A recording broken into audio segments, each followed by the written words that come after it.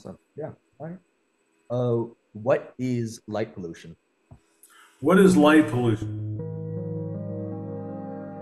Light pollution is artificial light, human-produced light that goes up where it's not needed, not wanted, basically. In other words, going out into space, disturbing birds. It's just energy that's not directed where it needs to go. And what it does to the night sky, it reflects back down on us. The same thing as noise pollution. If you say classical music and you love to listen to classical music in your living room, and every day your neighbor's out there with a jackhammer knocking down a wall or something, and it's stunning. That's what overlighting does. And then you have very distinct, harsh, dark shadow areas. And in those areas, you can't see anything because you've lost your night vision. So you don't see things that are in shaded areas. Our eyes adjust to light conditions. Your pupils constrict or dilate, right, according to ambient light around you. If you are in a really bright light area, your pupils are going to constrict and you're going to lose the sensitivity to more subtle things in the environment. Light pollution happens because the use of lighting, outdoor lighting, is not very well understood by people. We have a circadian rhythm, which is a product of evolving, as an organism. If you're around that kind of light at night, you're not going to produce melatonin. Your circadian rhythm is disrupted. Your brain doesn't know when it's time to shut down, relax, and prepare to sleep. It's true also for other forms of life besides humans, obviously.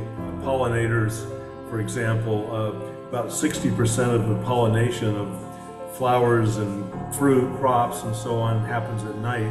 Creatures like bats and moths do a lot of the pollination. If you have artificial light on constantly, you disrupt the pollination phenomenon, which we need for growing plants and trees and fruits.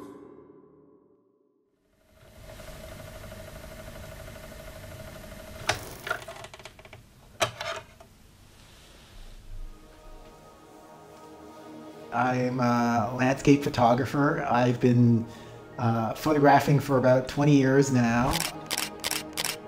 Light pollution has a big effect on night sky photography in that if there's too much light pollution, it basically drowns out all the dimmer stars and any kind of object in the sky. It makes it hard to see, it makes it lower contrast. If you're in the city and you go out to the backyard and you look up at the sky, you can't see the Milky Way at all in most cities. Whereas if you drive several hours out into the desert where it's much darker, you could see it with the unaided eye. So it makes a huge difference, both in terms of what you see visually and what your camera can record.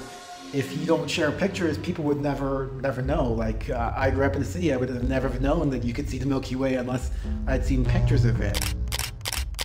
And I think it's important, if you share these pictures, it makes people realize that, yeah, there's something there that we're going to lose if we have too much light pollution.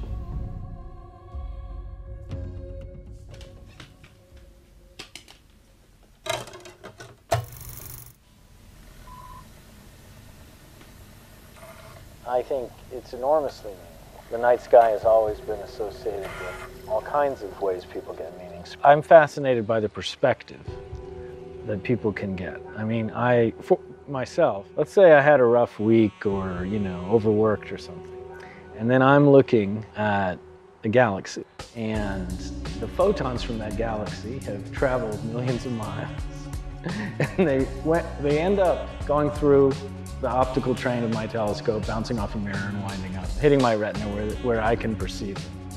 And everything else that bothered me about the week just melts. When you look at things terrestrially on the Earth, you're not seeing that far typically, and the most inspiring visions you get tend to be when you're high up. But when you look in the night sky, you can see astronomical distances. That lends an entirely different perspective to how we fit in. And I say it makes us feel small in a good way. For me, we're trying to tease out very, very faint light from the night sky. And light pollution causes something that we refer to as sky glow. So you've got all this light that's either being shined upward or is reflecting off the ground and then shining up. And it illuminates the moisture in the air, and the sky actually has some brightness to it. And so very, very faint stars and nebulas can't be seen because they're actually fainter than the sky glow. I belong to the San Diego Astronomy Association, and some of the members of that club have been part of that group for 25, 30 years.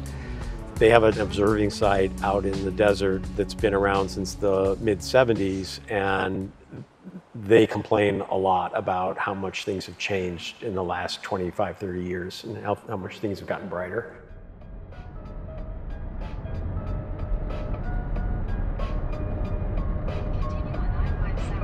What would be the aftermath of losing the darkness, or darkness in general?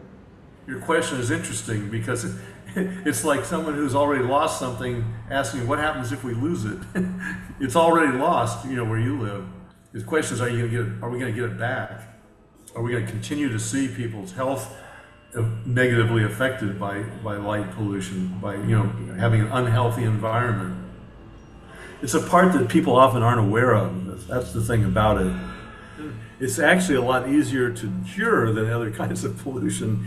All you have to do is turn it off. And that's all it takes, is to remove the unnecessary lighting or use less lighting or have a better lighting temperature. So we have a lighting ordinance now in Julian where the community has shown an interest and commitment to being a dark sky community that's a lot more restrictive in terms of light usage.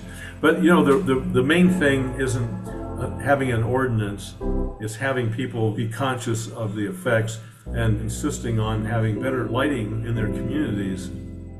Well, for me, my world grew when I got to go to Mount Palomar because I saw that night sky. It made me ask all kinds of questions about what's out there, who are we, where do we come from?